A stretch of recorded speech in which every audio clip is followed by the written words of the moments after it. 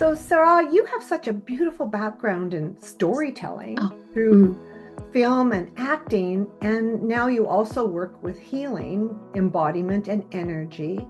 So, I'm really curious to hear, how do these worlds meet for you? Well, they've always met. They've always been commingling throughout my whole life. I've never not been on an internal healing journey and an artistic. I mean, it's who I am. I mean, I've never dissociated the two. For you to see yourself on screen, there must have been something there. You said, "Ooh, that's my ego." So, not all of our listeners may be as experienced at recognizing their ego. Can you share us a little bit more about how you recognized it was your ego? Mhm. I was all in my head. Mm. Okay. Simply as that. I was all in my head. I was disconnected from my body. Even though I was always very athletic and doing yoga, I was still not connecting the two. I wasn't an embodied actor. Mm. And so that kept me very much in my head and in the ego space, the protective self. Like I was still protecting myself. And actually, one of the many reasons I became an actor, this is because I felt I could I could express all emotions in a safe way on stage or in front of a camera. But one of the things that you have said is that there's no need to get into the story of the trauma. And so I'm imagining that there can be a lot of listeners that would feel some relief even hearing that. Mm. But can you share a little bit more around what you mean by that? Basically, if we're built with circuitry and we have a trauma, we have past trauma that kind of breaks our circuitry, so our flow, our divine flow, our energy flow cannot flow Mhm. fluidly. Yeah. So, by doing breathing work and other techniques, we can reconnect our circuitry and let that flow and become our most magnificent version of ourselves, which we already are. We just need to reconnect ourselves.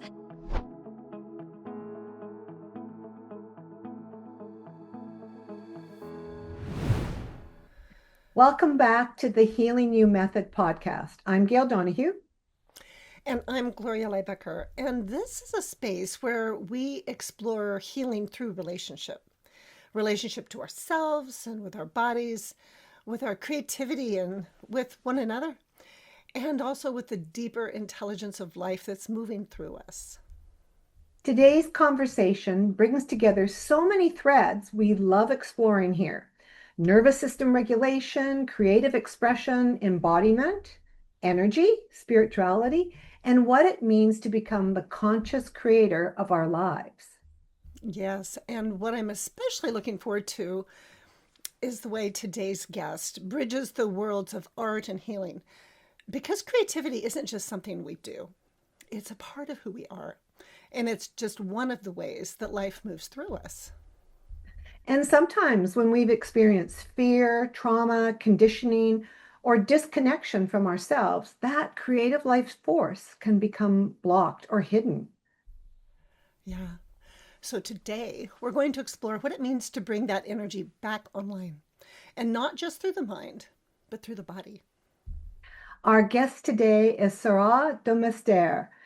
Sarah is a French-American actor, filmmaker, and healing arts practitioner dedicated to helping people reconnect with their creative power. With a master's degree in film and a career spanning television, film, and international festivals, Sarah brings a deep understanding of storytelling, both on screen and within the human experience.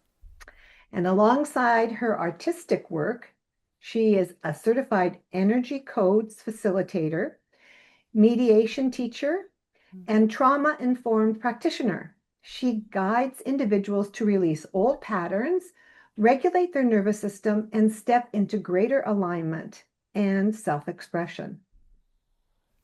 So, through her work, she bridges art and healing, supporting others in becoming the conscious creators of their lives. So, welcome. We are so glad you're here with us today. Oh, thank you for the invitation. It's absolutely lovely to be here with you. Uh, so, Sarah, you have such a beautiful background in storytelling Oh, through mm. film and acting, and now you also work with healing, embodiment, and energy. So, I'm really curious to hear, how do these worlds meet for you? Well, they've always met. They've always been commingling throughout my whole life. I've never not been on an internal healing journey and an artistic. I mean, they've always, it's who I am. I mean, I've never dissociated the two. Um, I was I was born with, as we all are, some circuits that weren't connected, and with some trauma, etc. And I was also a born artist, and I very quickly went into creating art, as from as we all do as little young people, because it's very healing. And I never stopped.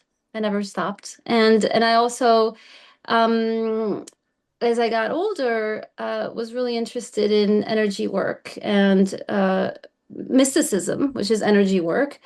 And in my was I would say, right, yeah, after in my 20s, started meditating a lot and trips to India and a lot of inner work, unplugging from the patriarchy and mystical work and all types of different modalities. And so this has been a long journey and parallel to my creating art as a performer, as a visual artist as well, as a producer. And I've always asked, as an artist, I remember living in Los Angeles and meditating and also I was starting to be a successful TV actor, which triggered my ego in not the best way. And I was meditating and I thought, this is not who I want to be. This is not the artist I want to be. Mm. I want to get down through the layers and really bring out my true, pure self. And that's what I Mm. want to channel as an artist. Like that's really important for me. I don't want my ego to be splattered on the screen. I want people to feel so they can recognize it in themselves, the divine channeling, which is who we are as artists, and we're all artists because we're all magnificent divine beings.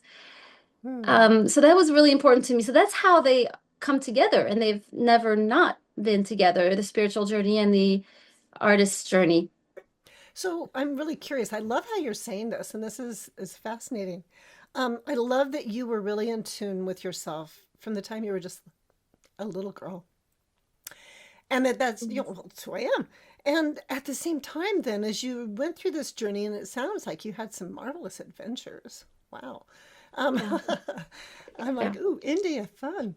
And then for you to see yourself on screen, there must have been something there. You said, ooh, that's my ego. So not all of our listeners may be as experienced at recognizing their ego. Can you share us a little bit more about how you recognized it was your ego? Mhm. I was all in my head. Okay, Simply as please. that. I was all in my head. I was disconnected from my body. Hmm. Even though I was always very athletic and doing yoga, I was still not connecting the two. I wasn't an embodied actor. Mm. And so that kept me very much in my head and in the ego space, the protective self. Like I was still protecting myself. And actually, one of the many reasons I became an actor, this is because I felt I could I could express all emotions in a safe way on stage or in front of a camera. Because Mm. in my family, they were very uncomfortable with emotions, and I had a lot. And so, so I found a way to find a safe space in the performing arts to express all those. But I hadn't, and it's very healing. I mean, to perform is very healing. Mm. But I still wasn't getting down deep enough. And so that's what I started working with through meditation and other um, transformational methods to really get down and dirty. I mean, Mm. you know, Down and dirty. down and dirty because it can get really messy, as it should. And Yeah. messy's good, and messy's good. I mean, when you create, when I start painting, it gets really, really messy. And that's the same when I get down to, you know, embracing the ego so it can dissolve a little bit. We can go through these dark, heavy, depressing times. Yeah. Yeah. Well, as you're speaking about this, what comes up for me is often we hear people talk about stories. What story are they telling themselves? And so I was wondering, because I understand that you also use storytelling to be healing and with this connection with your body, rather than only the mind. So can you tell us a little bit about how you see Mm. storytelling becoming Mhm. healing? Yeah. Well, story is everywhere. I mean, our soul has a story. Our soul came with a story. And so that's very informative. I mean, we can listen to our soul's story and we can rewrite our story and we can write the story of tomorrow and we can even rewrite the story of yesterday. Um, Story is I mean, it's not just like writing a story or writing a film. Story is how we move in the world. We are expressing a story as we move. It's how I'm looking up here because I'm looking at a painting. It's how we paint is also telling a story. Everything's telling a story. Mhm. We are creatives. We are creators. Our story is an expression of our creatorship. Mhm. Um, so that's where we stand in our power. That's where we have our creatorship, the power to create our story and not just our individual story, but the story of the collective. And that's why I created this speaker series on creatorship, which I call Creator Shift, because I was seeing that we were kind of trapped into an old story Mhm. that were kind of addicted to and we didn't want to let go of. Um, so while that's happening, I definitely want to invite people in the conversation of, well, what's the story we're stepping into, and let's write it from a truthful, pure place, and let's write it together. Hmm. So that's Beautiful. how, and then yeah, and then as an actor, I get to meet other people and as a team, as a creative team, we get to tell stories. The director, the writer, everyone's writing the story. We're writing a story together, and everyone's bringing a piece of the story, a color of the story, a feeling of the story, depending on what your job is in the film production or in this. And I just love that. I love teamwork and creating like the best place to live, which That, is within us. yeah, that Yeah. sounds so interesting. And as you were talking, I had a thought in that, sometimes with clients that I work with, they have a story for themselves, and it's hard for them to see another one or possibility, like they're just so attached to it through um, fear, perhaps, or trying to stay small, etc. Do you think that maybe being in that environment with the other creatives and seeing how different stories could be created and made, that it helped you see that, oh, I can have choices here? Yes, yes, definitely. I mean, we all get stuck as creatives at one point, and it's an energetic stuckness, that um and we do help each other out. I mean, that's why films are still alive today, and people are going to see films, or going to concerts, or like it's so innate, it's so healing, as we said earlier, and I grew up, I had a mother that was very creative, and unfortunately she it wasn't she wasn't what's the word? Her family kind of stomped on her creativity, right? It wasn't invited. She was kind of pushed to be certain, do a Mhm. certain thing, but she's still so creative. She cannot not be like the way she's production designed her home, the way she dressed her girls. She has three girls, we have two sisters. The way she dresses herself, the way she expresses herself. She is such a creative. So I've lived with a super creative, even though she's not like her business card doesn't say artist. She's not like selling art or being or an actor or a singer or whatever, but she's pure art. She's so creative. So I have that as a model. And so living in her space, I couldn't get away from that creativity. It's very known, right? And she's always um let Yes. me be creative. Oh, Yeah. I'm sorry. So um yeah, and for someone that's stuck or that's not in touch with their creativity, I would invite you to think back when you were a little child Mm. and remember what you loved to do.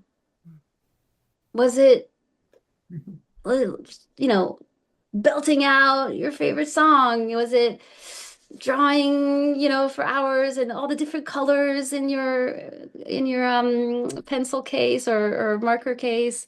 Was it, just move it around and dancing? Like find that and let that little person be heard again. Just get in Mhm. touch with that person, that little version of yourself. And I know it can be, tucked away deep, deep. But courting her or him, uh, slowly and gently and lovingly, she's there, inside, and that can start bringing the juices back online. Yeah. I remember, I mean, I was stuck. I mean, I've been always been an artist, and one day I was like, I am like, what am I? What am I? What do I love to do? And I remember I'm like, oh, of course, this is what I do. I did this my whole childhood. I was doing this. This is what I'm meant to do. Because sometimes, I mean, as artists, you're like, wait, should I not like have what the society calls like a real job? You know? And I'm like, no, I love this. I've always loved doing this, and I still do everything I love. I make sure that I'm doing everything I've loved as a child because it's still what I love to do. Hmm. So, Yeah, there's one thing you've slightly kind of touched on it or gave a nod to it. But one of the things that you have said is that there's no need to get into the story of the trauma. And so I'm imagining that there can be a lot of listeners that would feel some relief even hearing that. Mm. But can you share a little bit more around what you mean by that? hmm yeah, that's a great question. So as a storyteller, you think I'm all about story. And as I said, we all are about story. When I met teachers along my spiritual journey who helped guide me, and one of my current teacher is Dr. Sue Morter, and Mm-hmm. I love her so much, and she's brought me so much. And one of the ways she's helping people is to rebuild circuitry without necessarily going into story. Mm-hmm. And I was like, oh my gosh, I am such a practical, like efficient type person. I'm like, I love this. Like, I don't have to go into the past story, etc. I can connect. I can if there's like okay, basically if we're built with circuitry and we have a trauma, we have past trauma that kind of breaks our circuitry, so our flow, our divine flow, our energy flow cannot flow Mm-hmm. fluidly. Yeah. So, by doing breathing work and other techniques, we can reconnect our circuitry and let that flow and become our most magnificent version of ourselves, which we already are. We just need to reconnect ourselves. And I'm so attracted to this methodology and these techniques that I got certified in helping people with them because it's a way for us to really upgrade, to really step into our best, most magnificent version of ourselves so we can now upgrade our stories, Mm. Mm. you know? Yeah. And that's what excites me. Yeah, so when you talk about the circuitry and you talk about making the connections and you talk about the energy, well, to embody that, then there's also some invitations there on what that would feel like, what that would look like. It's not just all, it's not in the head, but it's embodied. So kind of help us out with that a little bit. Yes. Well, here's the thing. Emotions are not bad. Even the ones we've labeled as difficult and dark, and let's embrace those. They are our palette, our colors, they are our information. Yeah. We they've gotten a bad rap. And that's one of the reasons I love being an actor is because I can feel all of them for, depending on what character or what story I'm telling, and I can hopefully inspire the audience to feel them for themselves Yeah. in a safe and in somewhat enjoyable way because they're getting a story told to them. And that's the power of film and theater and painting. I mean, all arts really is we're helping each other feel Mm. and in a Mm. safe and creative way. And when we embrace these emotions, we integrate, we become whole.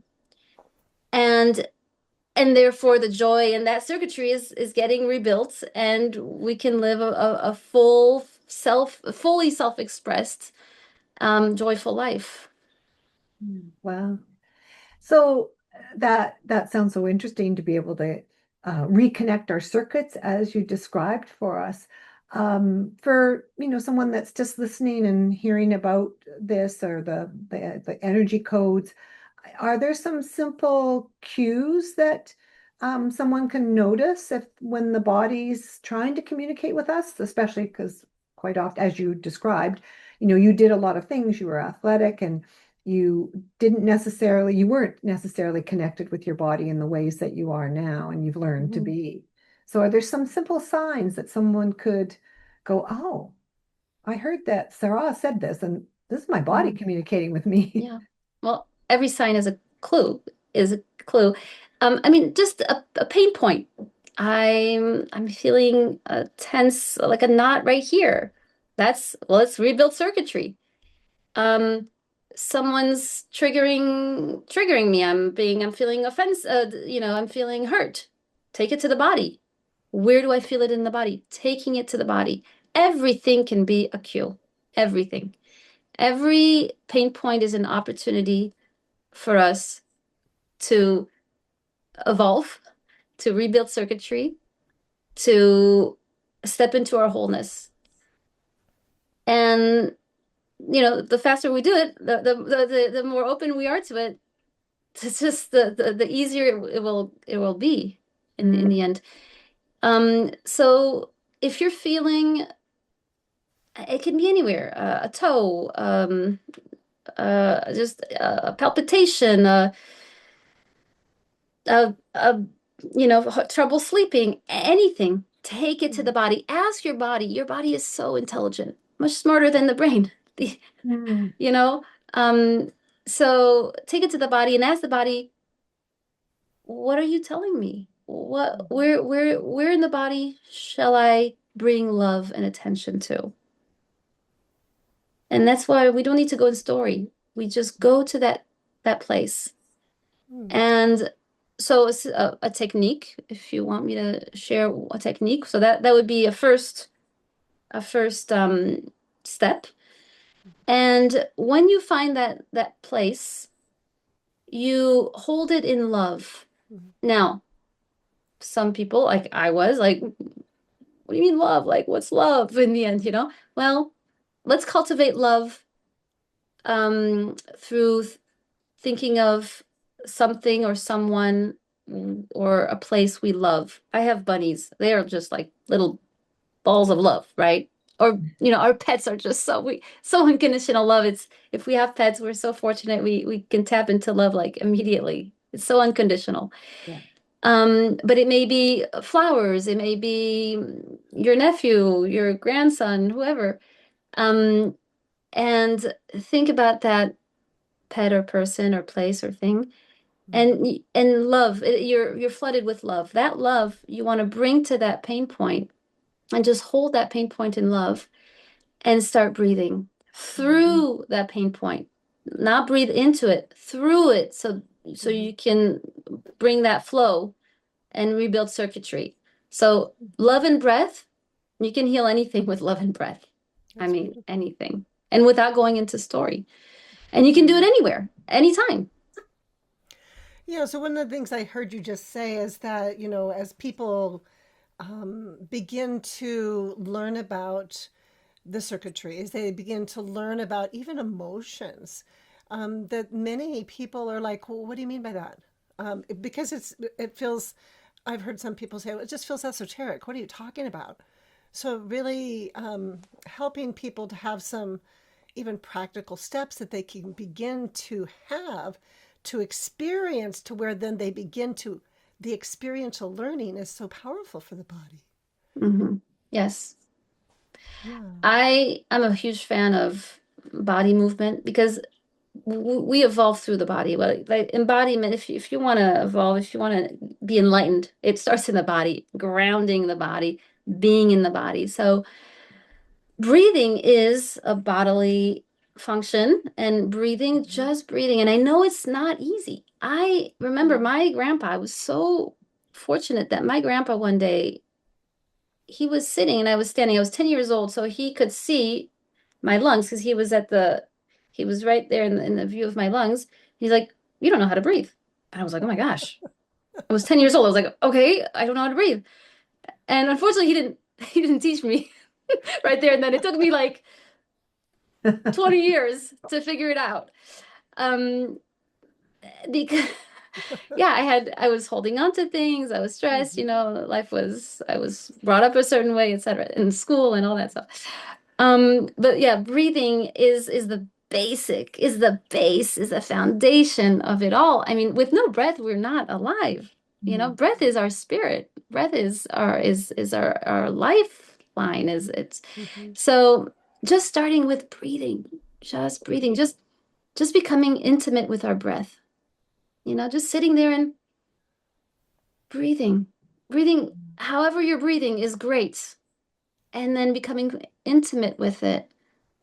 And then it'll actually, the breath will guide you. The breath will teach you. The breath will bring you in deeper.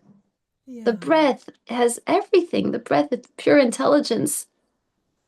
So just that Mhm. Right. is is is is huge. I have to say. It is really Yeah. huge. Yeah. The thing Yeah. I'm hearing too is like when you were 10, it was brought to your attention that you didn't know how to breathe, but then you didn't have the accompaniment to learn either.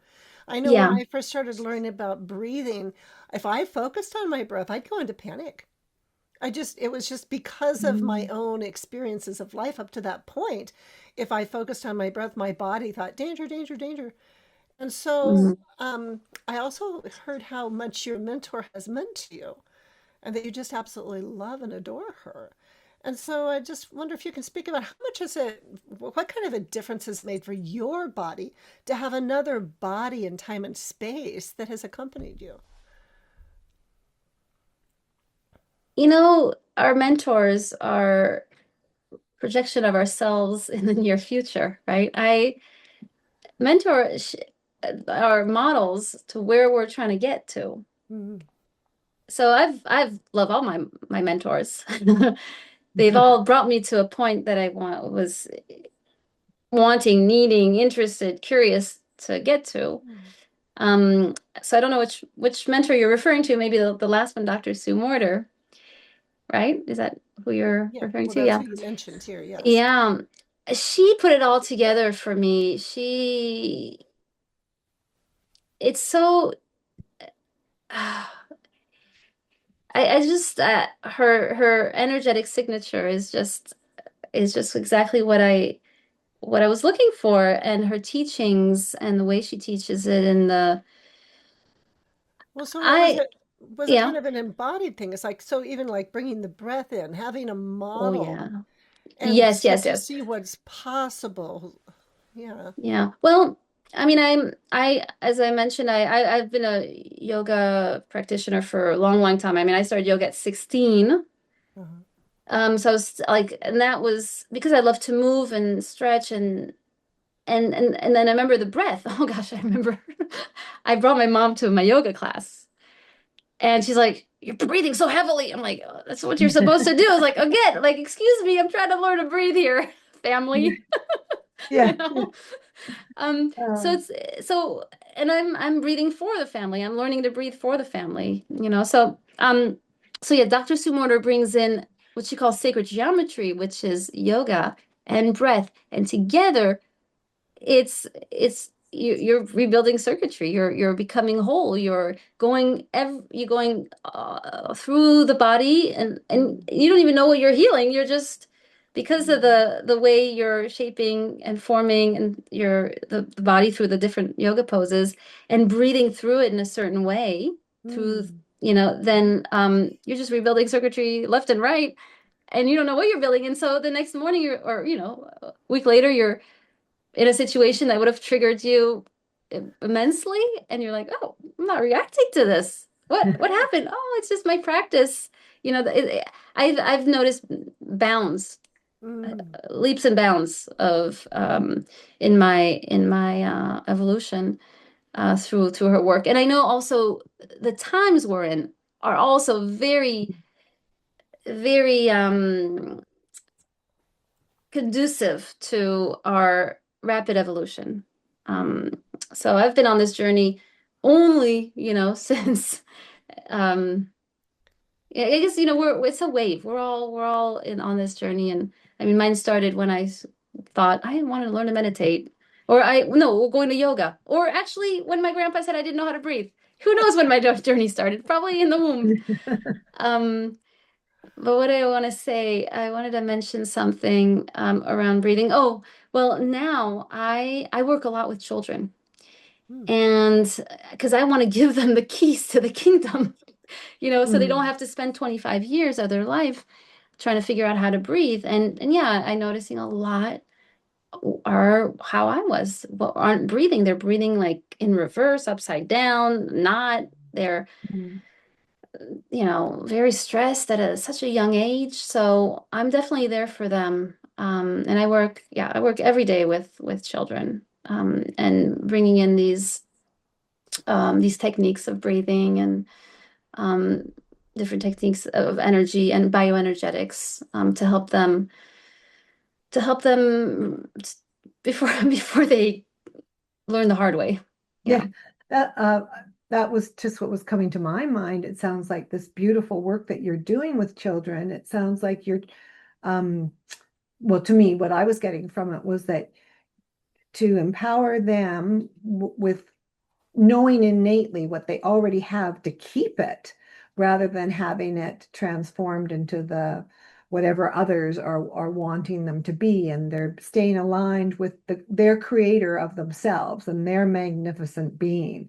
Yes. Would that be like such a bit of a description of what? I've always have had so much respect for children because they know why they're here. I mean, they maybe not consciously, but they Mhm. know in their body they have their own journey. And I'm not one to get in the way of that. I'm one to help them along wherever they want. You want to go this way? I will help you get there. We're going where you want to go. And yeah, I've always gotten along with children as a child. I mean, I started babysitting, I was 9 years old. And I guess I mean I'm an actor. It's a very playful job. I mean there's a lot of work, but it's very playful nonetheless. I mean it's play.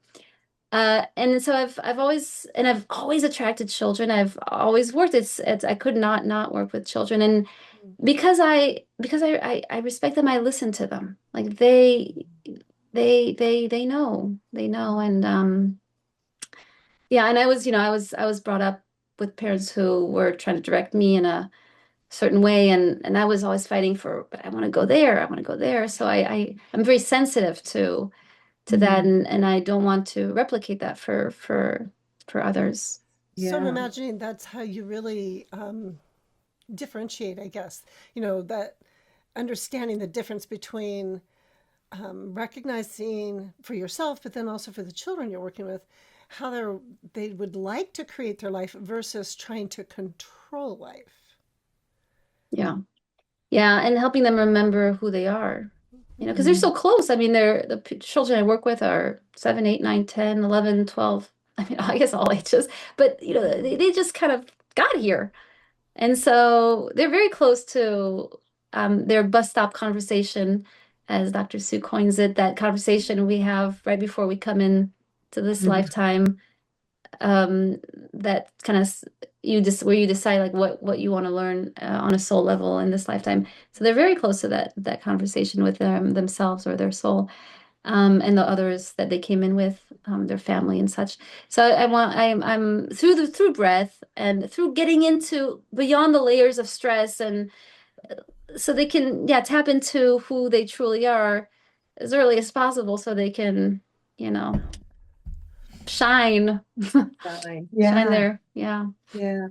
Do you see, is there sort of a similar pattern that you see with children or with adults that you work with as they're shifting and beginning to reconnect with their creative power? With Similar the but different, and I go about it a different way. As adults, we've been it's we've had many years of being in a certain mindset, and it's harder to get past it. Mhm. Children, they're like, oh, okay, yeah, I'm game, okay, I'll try it. Um, Adults have a little more thicker thought around things, or and then I don't have time and I don't do this, all that. Um, of course, the children there, they know they need to be guided. I mean, they want to be guided. They're at the age where they're in like looking for guidance, so it's much easier. Um, with adults, it's more holding space for them, Mm. and yeah, giving them the techniques and such, but holding space for them and doing it myself for them to see and see how it evolves. And yeah, being a model to them is, I mean, I guess like well, as children, but it's a little different. Yeah, it takes a longer time, a little Yeah. longer. Yeah, takes more Yeah. time. But I'm Yeah. excited. I'm so excited that, people are like, curious and wanting, and it's wonderful. Yeah.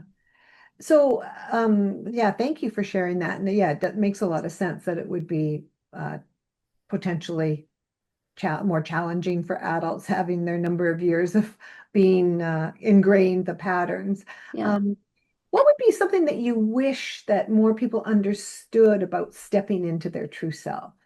Yeah. Well, I'm gonna continue that previous question, which actually leads into this question. It doesn't have to it doesn't have to take a long time. Mm. We can just decide. It's like turning a page of the book. Like, oh, why don't we create this story? Why don't we I'm going to say, yes instead of no, or no instead of yes, whichever one is conducive to the life you want to step into. Um, I forgot your question. Oh, so then I was wondering about I guess for the people that are having it's more challenging to move Yeah, and just turn that page, what do you wish that they understood about stepping into their true self? Mm. that life will be so much easier, life Yeah. is so much easier, but they are exactly where they need to be, and they are Mm, perfect as they are. Like there's nothing wrong with them. There's nothing to fix. They are exactly where they need to be. And by accepting that, and someone, I mean, if I said that to myself when I was in my deep dark night of the soul, I'd be like, I don't want to be here. Let's embrace By embracing that, being in that dark place actually moves you out of it. It's like mm, fear. when we push away fear, it just gets bigger and bigger. If we're like curious, like, okay, fear, let me take a look at you. The moment we decide that, it dissipates. It's Yeah. Mm. That's how it works, and that's why people come to to have guides or teachers or mentors, is Yeah. because we can hold their hand, because it's not easy. I mean, Yeah. that I fear love, can seem very real. yeah. Well, I love the way how fast you just went to, you're perfectly right. You're absolutely beautiful just the way you are, and there's nothing wrong. I loved how you did that so naturally and so quickly. I mean, that really gave me a felt sense of, oh gosh, I can relax a bit here. Yes, yes, Yeah. yes, it Well, and is. also to have people understand the truth of the fact that there's nothing wrong with them, even Mm, though in their inner world they're terrified that there might be. And Mhm, so to honor that, it's important. There's a delicate balance I find in my work mhm. that I'm imagining resonates with your work. And that's to create the space that meets them right where they are. Yeah. And but when you meet them there, there's a felt sense that you energetically are bringing to that container that mhm. allows their body to begin to experience something that begins to permeate them, and it's at that neuroception of safety. It's not a conscious thought. No. It's just a felt sense. Can you speak about that? Yeah. Yeah, well, you're talking about the social engagement and how we co-regulate, right? Just by being together. I mean, in a Mm, sense, we could just be sitting next to each other. And I Mhm. remember one of my guides, uh, mentors in Elliot Benz, she said, "Hey, I heard that I need to go to that park and sit on this bench at this time." And now I understand. She's like, because she needs to sit next to someone who needed co-regulation, because she was vibrating at a certain frequency, Mhm. and she just needed to sit next to this person who she didn't know, and then that helped that person heal something or come into a different frequency, and move on and move on and do it for the next person. So that's what we're doing with each other. That's why there's so many of us on this beautiful planet, and that's why we get together like this, and that's why you're sharing your podcast with others, because this is what we're doing. So co-regulating, um, and we can co-regulate if we're not ready to be with people. Pets is a great way to mm. regulate the nervous system. Music, a good nap, even if we're Yeah. I love naps. Yeah. So also, what I want to say is we're coming in. I mean, when we're having a really hard time, there's the expression, God won't give you anything you can't handle. And said in another way, we're we are so courageous to come here and shift the paradigm. Whoever's here now on this planet, like, thank you, I see you, and you're doing such an amazing job. Whatever role you your soul asks you to play out, and the lessons that you're here to go through, that's helping not just yourself, but the whole collective. And that's another reason why we have to do this together, next to each other, and not buy into separateness and duality. But do what you're doing, do what Yeah. we're doing. Well, Smile at that person that's just you're walking by in the street. what I'm Yeah. catching here is just what a central truth it is, perhaps. A phrase that you've shared is, you are divine energy compressed into form. And so Yes. it's that recognition of that, as you just were recognizing the others that are present at this time. Um, Yeah. and I just love that. Yeah. And that's definitely something that Dr. Sue really hit home with for me, when she speaks to that. We are divine energy compressed into form. So we Mm, are at essentially divine energy. Yeah. And every that's why everyone's such a beautiful being. yeah. Oh, that's Yeah. beautiful. Yeah. Um, One thing that you had mentioned in some of the writings back and forth uh, about dream, and there was a phrase that caught my eye that was you were saying you are the dream, the dreamer, and the dreamed. Yeah. Can you unpack that a bit for us? It's Well, a that's big one. creatorship it's a poetic version of what it is to be a creator. Um, because we are the divine, we are the energy, we are the form, and we are projecting. Mm, So we are the we are the dream, the divine energy, the dreamer, that form, and the dreamed, which is the movie we're projecting on the screen. So we mm, are all three. And Absolutely. and each of us is, and together we are. Mm-hmm. So let's not forget that we are one. Like that makes us yeah. one because we are all from that divine energy.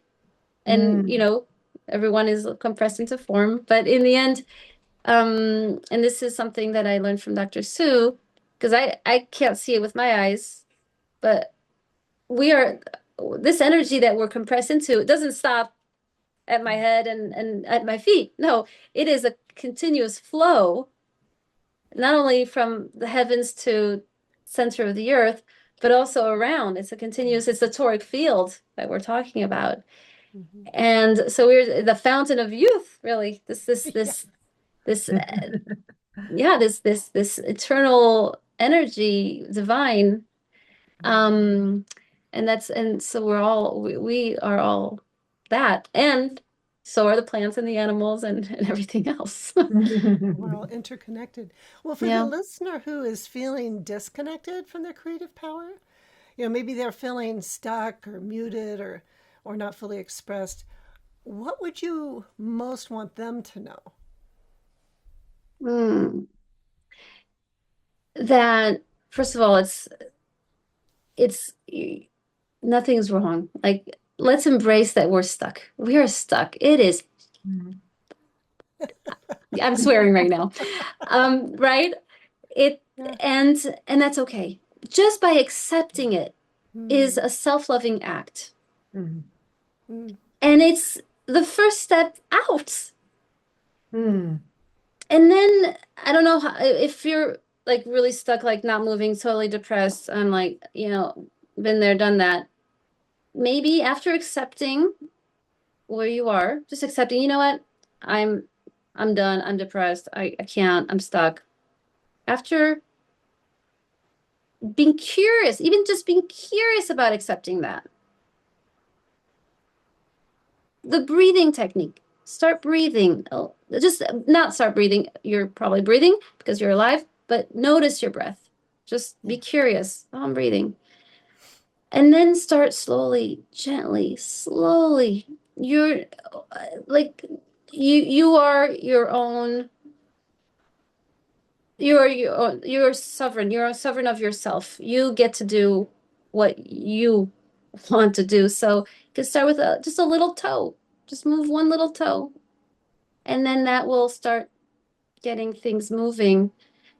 Now that's really for, um, really physically stuck or energetically stuck. And on a creative level, I would say go just start dreaming, thinking, contemplating about what you love to do as a child, Mm, and with no judgment. Yeah, no judgment. If it was, whatever, paint on the walls, yeah, then get curious about that. Like yeah, what was it that you liked about painting on the walls? And can you yeah, paint on the wall today or yeah. on a paper, wherever? yeah, Yeah. Start small. It doesn't have to be big. I know we're in a culture where like everything's put on social media and screens are getting so large and we have to be bigger than life. And no, Mm, no, yeah, everything it starts small. It starts really, really tiny. yeah. Keeping Then it it yeah, simple. grows. Yeah. The Yeah. simplicity. Yeah. Simple. And it's already there. You are stuck and you're not stuck, right? You are doing nothing and you are doing everything. Yeah. You Yeah, know, we are dichotomy. all of it. We are all of it. Yeah. What I'm taking away is just how start small, start slow, be gentle, and like just, well, love yourself. No Yeah, matter what's self-love. there. And Yeah. that's not the easiest, you know, self-love is No. not the easiest. Yeah. I mean, I'm still working on it. And it's a, right, it's a life journey, I feel. And Yeah. it's a beautiful one in the end. It's like what it's like the best goal, self-love. I'll take it. Mhm. Absolutely. Yeah. Yeah. And reaching out again, we said community, even just one other person, that helps a lot because together it just make things easier and we're here for each other. We should be and and we must cultivate that. Yeah. So if you can reach out to someone who you feel safe with, then yeah, send a little message, give a Yeah. call out, and say, I want to whatever, get creative. And it can be anything. Like creative can be a doodle, creative can be just one word on a page. And a Julie Cameron has her artist way, and there's those morning pages where you just write whatever comes through your mind. That's another way to get unstuck and get that energy moving. Because it might, what the first things you write might be shallow and superficial and whatever. But then as you continue doing it, you get deeper into yourself, and therefore into maybe something that starts to inspire you. Because inspire comes from within. Inspire. It's not anything out there. You are inspiration. You're that spirit. Inspiration, spirit comes from the word spirit, and that is who you are, and that is your breath. Hmm. Beautiful. That's, yeah, So, that is super beautiful. And I love how you bring it back. All healing is relational. We are created for relationship. And so you're really highlighting that. Yeah. Yeah. yeah, yeah. It's, it depends, it's not always easy because, I mean, some of us live alone, some of us have been hurt by people around us, some of us want to be left alone, Yeah. Yeah. so we can be in relationship with ourselves. That's the most important relationship in the end, because Mm. when you cultivate a loving relationship with yourself, that's when you can relate to others in a loving way, and it gets, that Yeah. then, Yeah. that's, yeah. Let's start with yourself, yeah, and just listening. I mean, breathing and listening to inside is the most loving thing you can start with. Hmm. That's beautiful. Mhm. Well, Sarah, as we come to the close of our conversation, I was wondering if you could share with us and the audience, how could people find you and learn more about your work? Yeah. Well, as I mentioned, I just finished a speaker series called The Creator Shift, and you can still go and take a look at all those amazing speakers. Gloria, you were one of them, delving into the topic of creatorship, with everyone bringing their different perspectives and their different gifts to the conversation. And that's thecreatorshiftlive.com.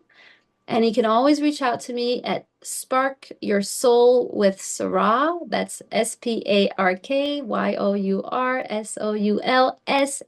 SPARKYOURSOULSARAH at gmail.com. Beautiful. We will make sure those links are included in the Mhm. show notes. Yeah. Thank you. Oh, Sarah, thank you so much for being with us today. The conversation has felt like such a beautiful bridge between creativity and embodiment and energy and healing and how the interconnectedness of all of them. So it's been quite a joy. Thank you so much. It was such a gift to me, really, to be here with you and bridging those two and delving into this juicy, yummy, lovely conversation. Thank you for the opportunity.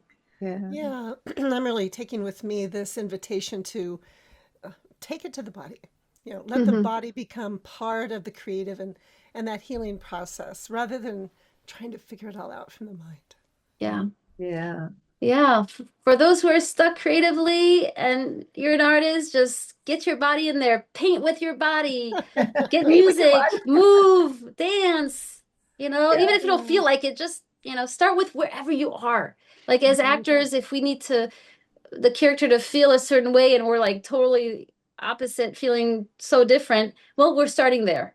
Like we're Yeah. in anger and we need to feel joy. Well, we're going to start with the anger because we can't get to joy without embracing our anger.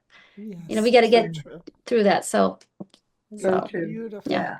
So, to our listeners, if this conversation resonated with you, we invite you to take a gentle moment today and ask, where is my creative power wanting to come more fully online?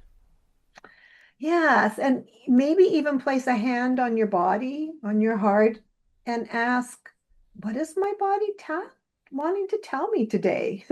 What is a piece of truth here Mm-hmm. in this body of mine? And next time on the Healing You Method podcast, we will be joined by Tim Fraser and Julie Valentine from Quantum Alchemy Fusion. Tim and Julie work with leaders and professionals who feel stuck and are ready to transform. Their approach blends nervous system regulation, breath work, somatic work, quantum healing, alchemic principles, mind shifts, and self-empowerment. Yeah, so we hope that you will join us for that conversation. And until then, take gentle care of yourself. Listen to what your body is telling you and remember, all healing is relational.